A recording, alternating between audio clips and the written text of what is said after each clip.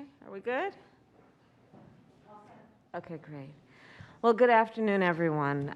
I want to thank the members of the Cabinet, the members of our administration for your extraordinary leadership in so many ways, and in particular on this issue, the issue of maternal health in America. As you all know, it is something that all communities are deeply impacted by and concerned about. But this is the first time that any administration has at this level convened the Cabinet, the President's Cabinet, to address this issue as a priority not only for our administration, but as a national priority. And I want to thank you all because the conversation we have today will be one of the many conversations that we've been having over the course of a year about how we can do better for the women of our country, for the children of our country, for the families of our country. And what we know is that this priority will have generational impact.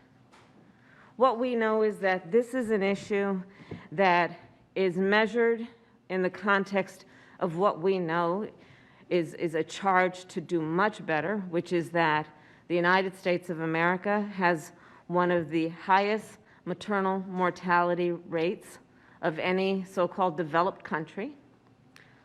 We know that in the United States of America, Black women are 3 times more likely to die in connection with childbirth, Native women twice as likely, rural women 1.5 times likely.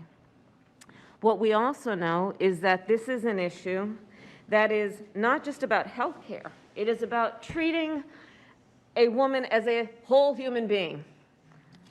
Understanding that if we are to expect and actually influence positive outcomes on this issue, we must see her then as a whole human being, which is why we have gathered the leaders that are here today so that we can address issues such as the issue of housing. Thank you, Secretary Fudge. So we can address issues such as transportation, such as nutrition, which all have an impact on not only the experience that she will have and therefore her family will have, but also generational impact, again, which is part of the nature of this issue. Last year, our administration initiated the first ever White House Maternal Health Day of Action. And coming out of that, we outlined certain areas of focus that we are going to discuss today in terms of the follow-up that has been conducted. This is, of course, again, the first meeting of Cabinet officials formally where we are all coming together around table to discuss then the progress that we have made, but understanding there is still so much work to be done. And that includes what we will announce in terms of the fact that because of the work that has happened so far, 12 states in our country are working with CMS to expand Medicaid coverage from what it has normally been, which is 2 months postpartum, to 12 months postpartum.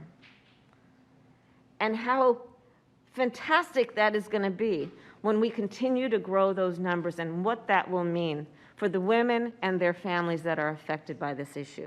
We are announcing today that we have created a new designation, which is birthing-friendly hospitals or healthcare providers, where under the leadership of Secretary Becerra and others, we are going to proactively look to how well the healthcare delivery system is doing on this very issue, and then designate those who are doing well, and by inference, point out those who have more work to do.